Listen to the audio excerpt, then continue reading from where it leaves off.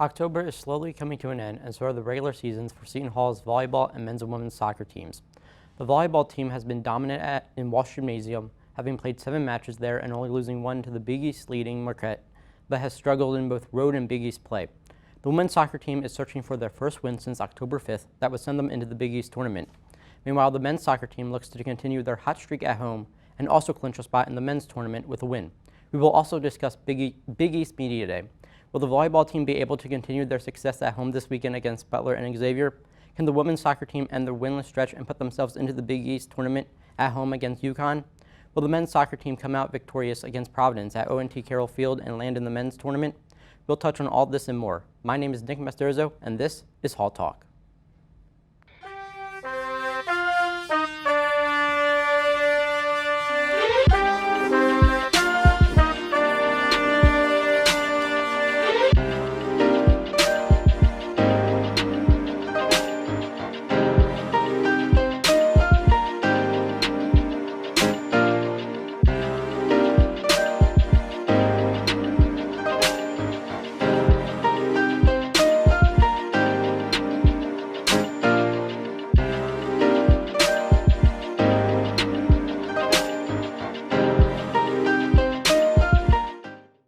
Nick Masturzo, along with my analyst Liam Harding. Welcome to Hall Talk.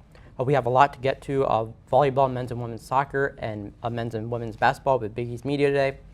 So Liam, before we get into it, how are you feeling today? Oh, I'm feeling great, Nick. Happy to be back in the studio. It's always a blast when I get to be on here with you, so I'm looking forward to what we talk about today. Yep, it's going to be a lot of fun. So let's get into it. Let's begin with the volleyball team that has had a pretty back and forth stretch as of late. In its last 4 matches, is lost to Marquette 3-1 and beat DePaul 3-2 in Walsh before losing to Villanova 3-1 and beating Georgetown 3-2 both on the road. This is also interesting because they've had very different outcomes at home versus on the road, as they are 6-1 at home in Walsh Gymnasium and 4-10 on the road. So what do you make of this stretch that has not really matched up with the rest of their season up to this point? I mean, looking at their season, especially these last couple of games, it's been kind of, as you said, back and forth, but it's kind of not out of the usual for this team. As we saw earlier on this season, they have been struggling on the road, especially when they go out in Big East play. They've been struggling immensely. So I think that part of it has to do with the travel. That's always a factor. Going long distances, we're one of the Seton Hall is located geographically further away than a lot of these other teams that they've been playing on the road as of this moment. So I think that's been a factor, and especially not playing at Walsh. I think Walsh Gymnasium packs a punch. It's a great venue for games such as this. So I think it kind of is telling of what they're kind of used to and them just being out of their comfort zones. Yeah, going back to being in Walsh Gymnasium, that game against DePaul where they won 3-2, that was like a huge game. It was very electric. It was back and forth for the 4th and 5th sets.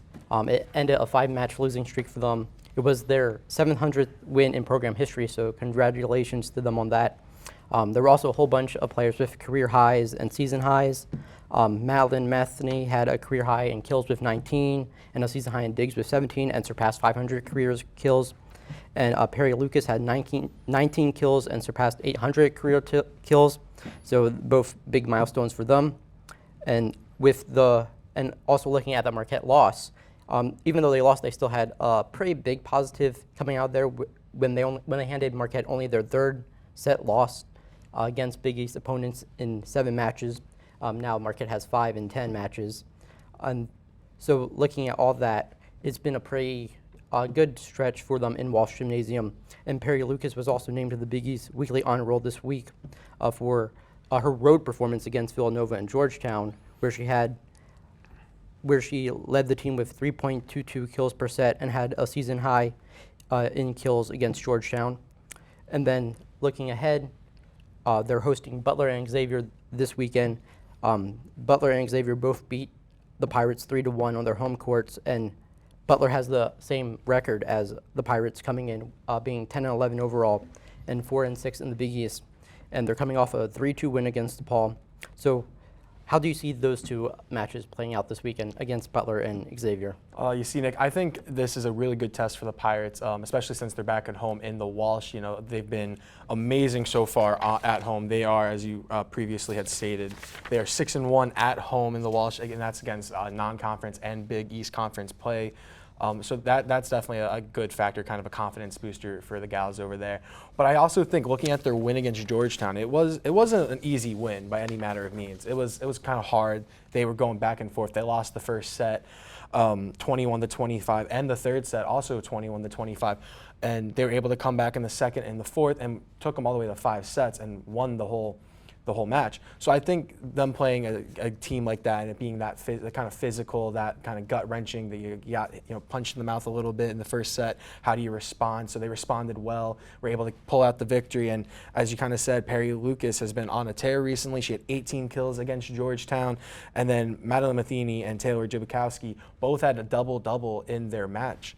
So I think having these statistics and how well they've been playing, especially on the road, coming back into Big East play at home, I think it's going to be a really good sense confidence booster for the Gals over there. And going back to that Georgetown game, that was their first match win after losing the first set of the match this season. And with Madeline Matheny's double-double, that was her third straight. She had 15 kills and 11 digs in that game. So that was just like a really good game for this Pirates team that has been struggling on the road. And so with that being said, let's now move on to women's soccer. They have had, in their last 3 games, they've lost to Creighton 2-0 on the road. They've drawn to DePaul 0-0 at home and drawn to Butler 2-2 on the road. And they haven't won since October 5th at Marquette. They haven't won at home since September 28th when they beat St. John's 1-0. They have 3 draws in their last 4 games, and they have 3 straight draws at home. And they're hosting a pretty big game tonight against UConn in their final regular season match. That's a win-and-in situation for them to get into the Big East tournament. They're currently in the 6th seed. Only the top 6 teams qualify for the Big East tournament. And there's 4 teams behind them with 3 points, within 3 points, and that's DePaul with 9, Marquette with 8, Butler with 8, and Creighton with 7. So do you think the Pirates are able to find a way to win tonight and get themselves into the tournament and not have to rely on other teams to help them get there or possibly not make it at all? I definitely think that they have a shot today because it is a home game, and I feel like what has come accustomed to the fall sports teams here at the Hall is that they kind of struggle on the road, struggle away from whether it be Walsh or O&T Carroll Field, but when they come back home, they come all guns a-blazing. They do all the things. They make all the stops. They play extremely well. So I think that definitely is an added boost going into this win-and-in situation tonight against UConn. But at the same time, they are playing some tough teams, and sometimes they're not always there as a team. Natalie Tavana, as we all know, has been on a tear this year for the Pirates. She actually has the most points and goals on a season since Kelly Smith's campaign in 1999. Right now, Tavana has 17 goals, and she's now 4th all-time in career points. So she's just doing great things on the field for the Pirates, but you kind of need those other members of the team to kind of step up. In their win against Butler, in their tie against Butler, Rachel Gary was also able to score her first career goal, but it's so late in the season, you need some more goal scoring. Mm-hmm. And also they just need to get more shots off. Against Butler, they were outshot 8-26, which is just not good at all. They need to be able to fire off on all cylinders, get the ball moving, get some shots on goal. And I think if they're able to get that in practice, this week, that going into UConn tonight, that's a big opportunity for them to capitalize. Yeah, and you mentioned Rachel Gary. She was the 10th different Pirate to score a goal this season with her first career goal. And also looking at UConn, they're a pretty good team. They're 3rd in the Big East. They only have 1 loss against Big East opponents, but they have struggled a little bit on the road. They're 2-2 on the road. And also looking at all the situations that the Pirates have, all the teams behind them in DePaul, Marquette, Butler, Creighton, all those teams are within 3 points of them, like I mentioned before. And it's pretty imperative that the Pirates win because DePaul's at St. John's, who's 5th in the Big East. If DePaul wins and the Pirates lose or draw, the Pirates don't make the tournament. Marquette's at Xavier. They're 2nd in the Big East. If Marquette finds a way to win that game and the Pirates lose, the Pirates don't make the tournament. And then Butler hosts Creighton. So there's 2 teams within those 4 teams who are facing each other. So if either of those teams win and the Pirates lose, the Pirates don't make the tournament. So what do you make of all that? I mean, that's just, you're leaving a lot up to chance there, you know. You can't quantify every possible outcome. You can't really worry about that as an athlete. You got to worry about yourself, your team, your match. And that's what I think the Pirates have to do tonight, is kind of worry about UConn. And as you said, UConn is a very tough team, which is evident. They're very tough in all their sports in the conference. So I just think they need to focus on that. And, you know, maybe, who knows, they might surprise some spectators today and actually pull out the win.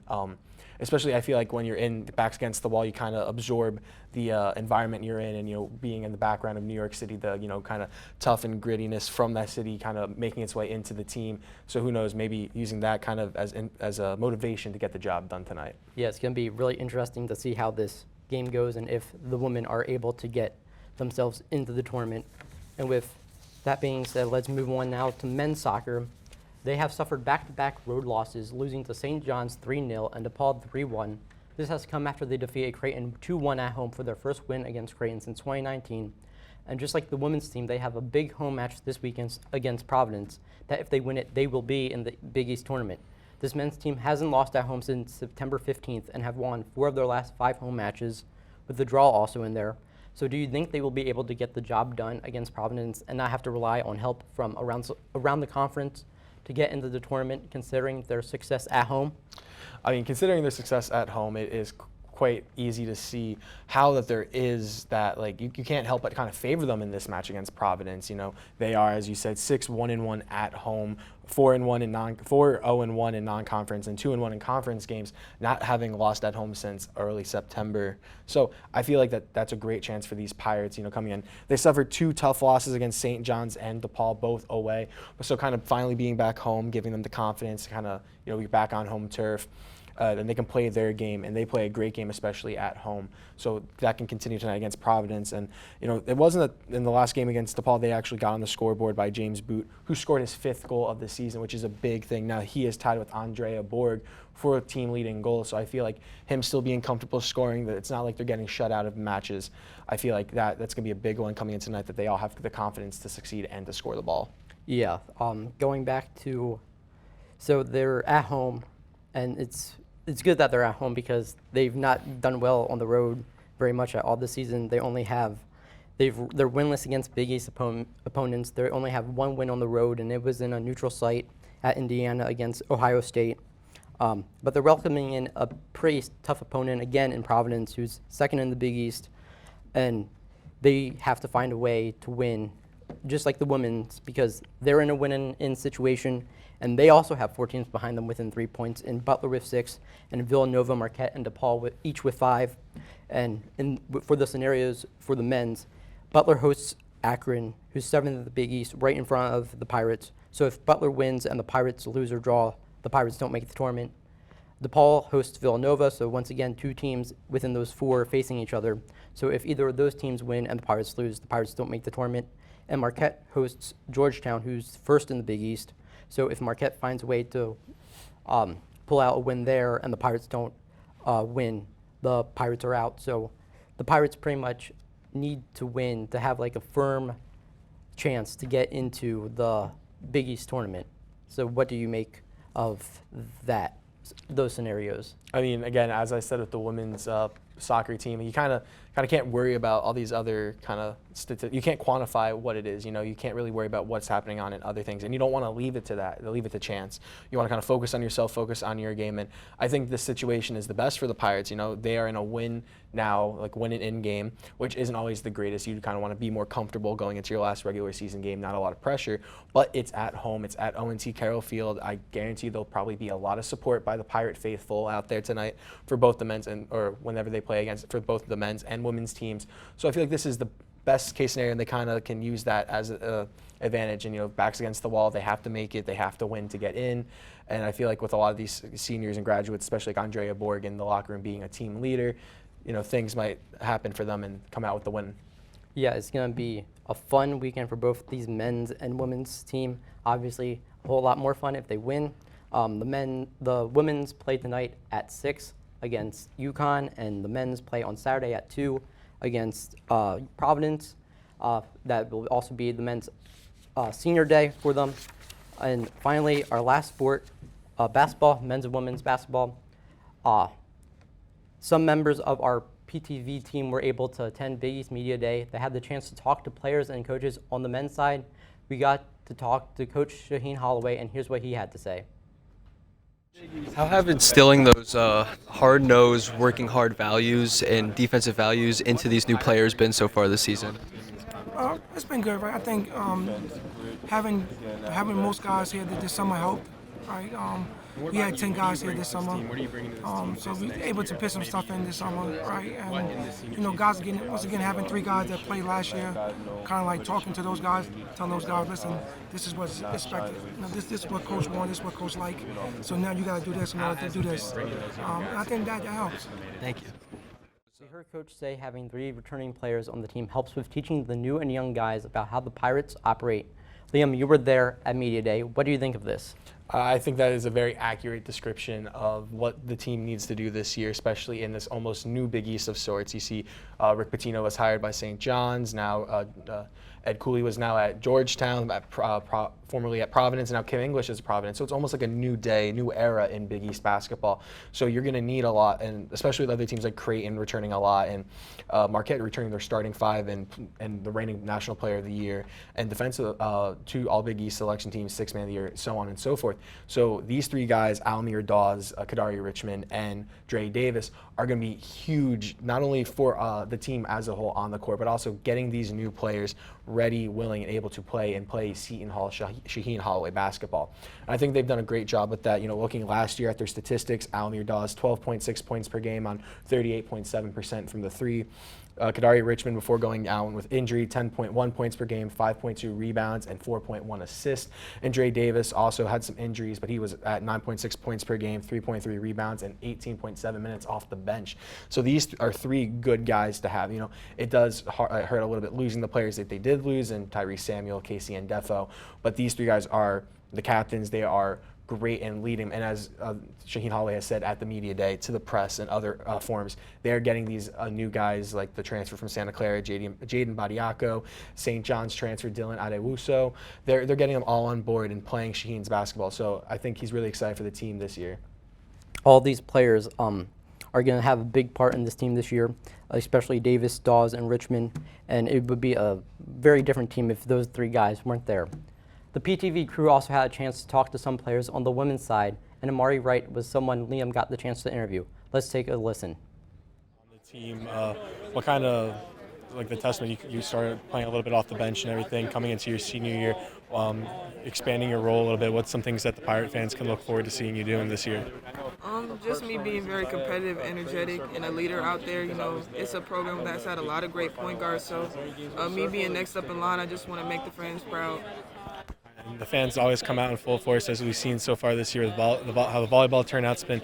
Do you think it's going to kind of be the same for you guys? You're looking forward to having the fans come out this season, and what kind of role do they play for you guys as players? I know for sure they're going to come out. They always pack walls, I'm extremely thankful for that. They play a huge role. They make it hard for the opponents, and I just love having them there to support us. Amari Wright talked about being point guard and how much the fans impact the team. Let's start with her role this year. She has a big role to fill with Lauren Park Lane gone.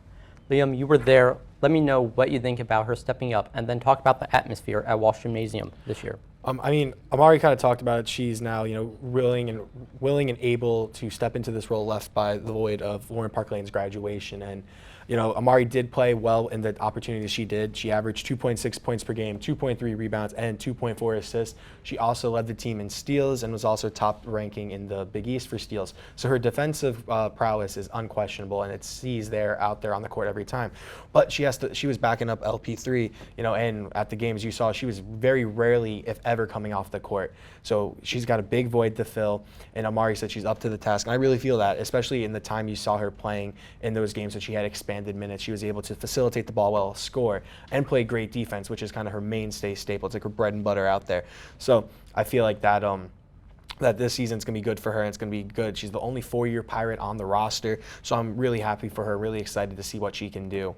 And then the atmosphere at the Walsh, we see it for the women's volleyball games right now, and it's always packed. And with the pedigree that the women's basketball teams had in the last couple of years, with making the WNIT finals a few years back and then making the WNIT again last year, playing against some tough teams. I feel like the atmosphere is going to be jam-packed again. They have a lot of transfers, a lot of freshmen, a lot of new faces, but the people in the facility, on the staff, on the team are really hopeful for this year. So I think the Walsh is going to be in full force yet again. Yeah, like you said, Amari Wright is going to have to be a leader for this team this season, and Walsh is going to be rocking this season with the team there.